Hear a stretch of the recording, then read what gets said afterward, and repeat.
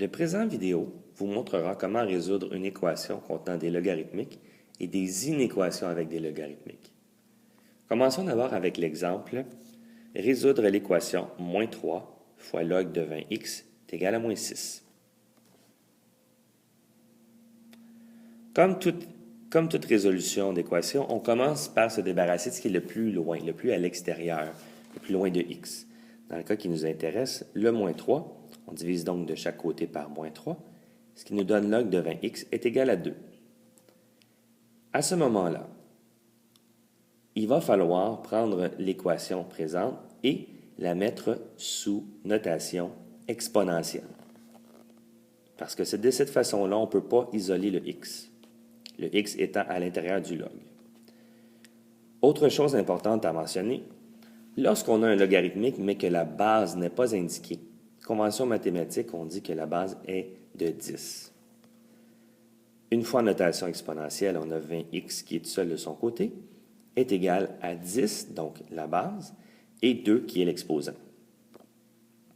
10 exposant 2 nous donne 100, donc 20x est égal à 100. X est donc égal à 5. Petite vérification rapide. Si on remplace x de valeur x de 5 dans l'équation, qu'est-ce qu'on obtient? Donc, on remplace moins 3 log de 20 fois x, donc fois 5. L'intérieur du logarithmique devient donc 100. Moins 3 fois log de 100, ce qui nous donne moins 6, ce qui confirme notre réponse. Un autre exemple. Résoudre l'équation 3 plus 5 log de 9x en base 3 est égal à 23.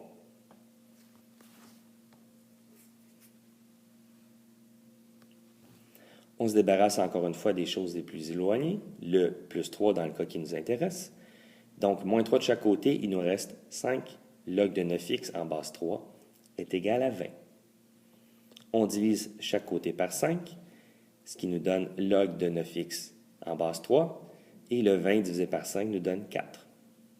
À cet endroit, il va falloir transformer l'équation, la mettre en notation exponentielle.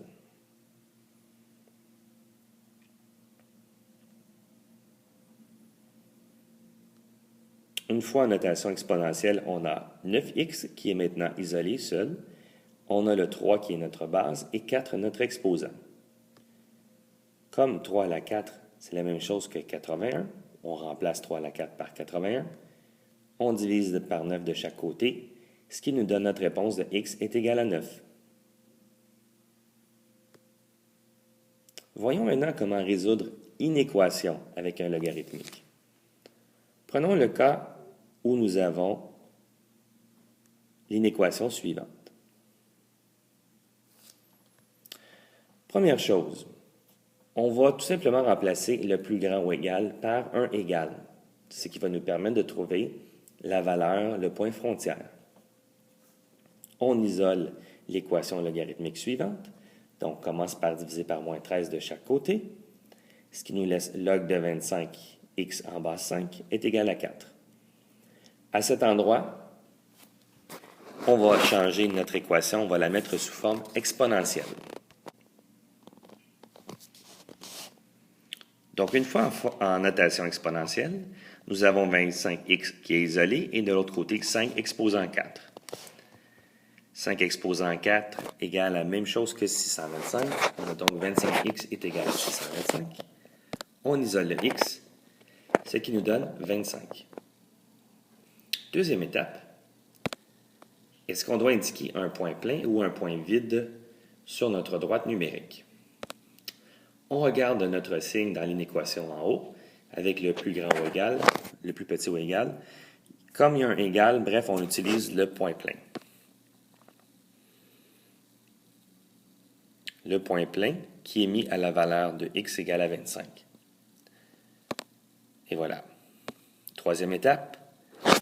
De quel côté dois-je colorier, ou si vous préférez, de quel côté est mon ensemble de solutions? Plus petit que 25 ou plus grand que 25?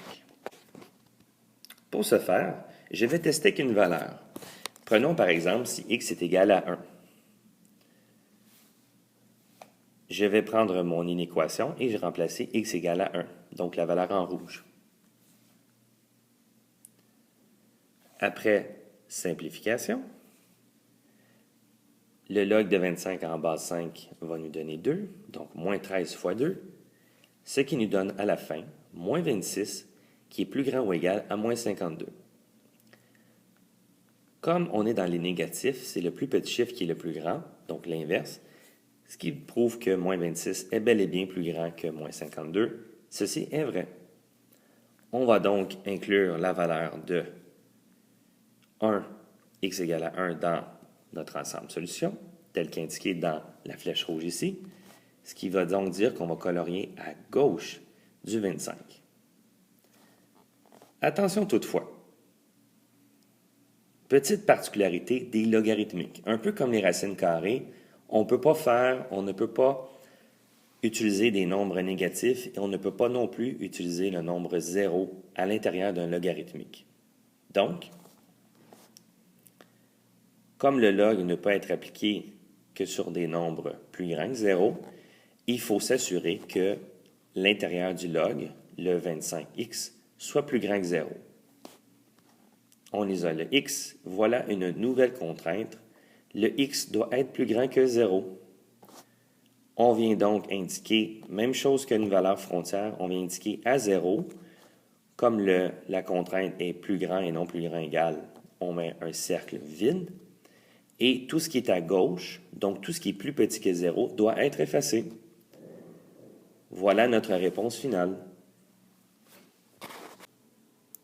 Si on veut représenter notre réponse finale maintenant sous forme algébrique, ça va nous donner 0, plus petit, x plus grand que 0, pardon, mais x qui est également plus petit ou égal à 25.